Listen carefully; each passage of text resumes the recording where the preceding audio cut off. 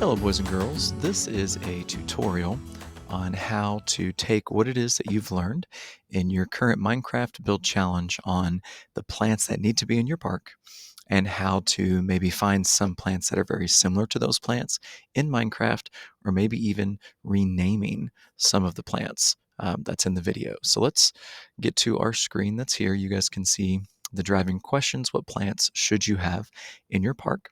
And then the video that's there. So in checking this video out, I'm just going to have my Minecraft screen up on the other side here, and we're going to connect what plants we want with what we have available to us in our inventory.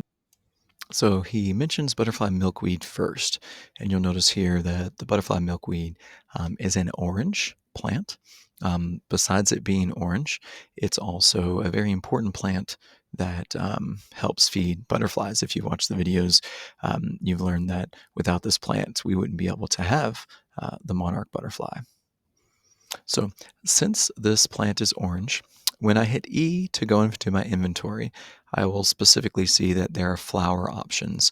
So when I click on the flower options and I look through the different options that I have, the only real flower that's going to resemble the butterfly milkweed, or a flower that is orange in this scenario, is the tulip. So I'm going to go ahead and grab that.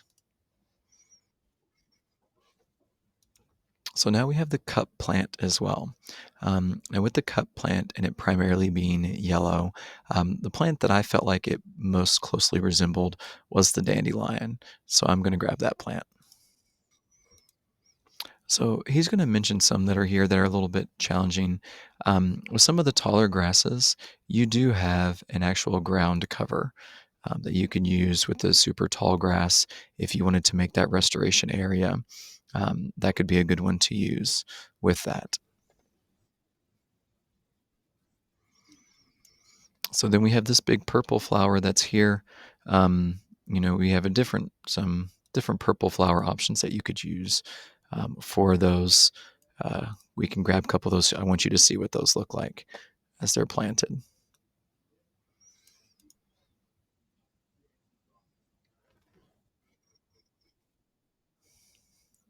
All right, so now that I've got the flowers and plants that I'm wanting to plant, I'm going to go ahead and get another very important piece of my inventory, and that's the anvil.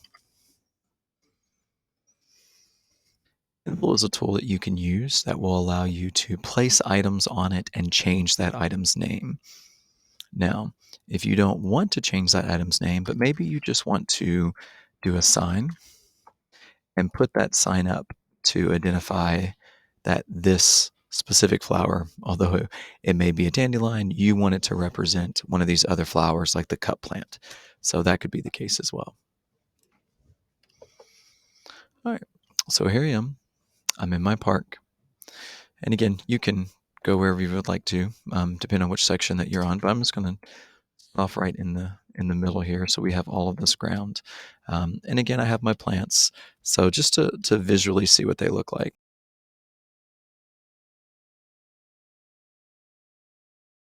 And you do not have to use these as your options either. If you have a different plant that you would like to plant in its place, you could. But these are kind of what the plants look like when you do get them into the ground. So I might help you as you're deciding on which one that you would like to change. But let's just say I wanted to actually change that plant's name. This is where the anvil comes in. So I have my anvil and I've placed it.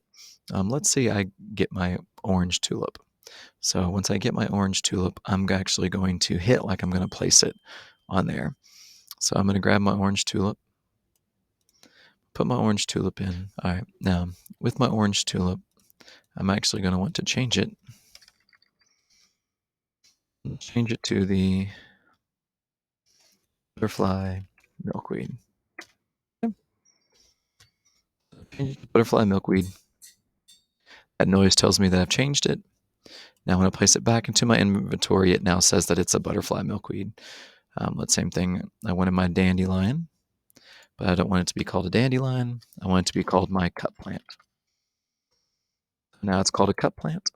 Just pull it right back down into my inventory, and now I have my butterfly milkweed and my cup plant.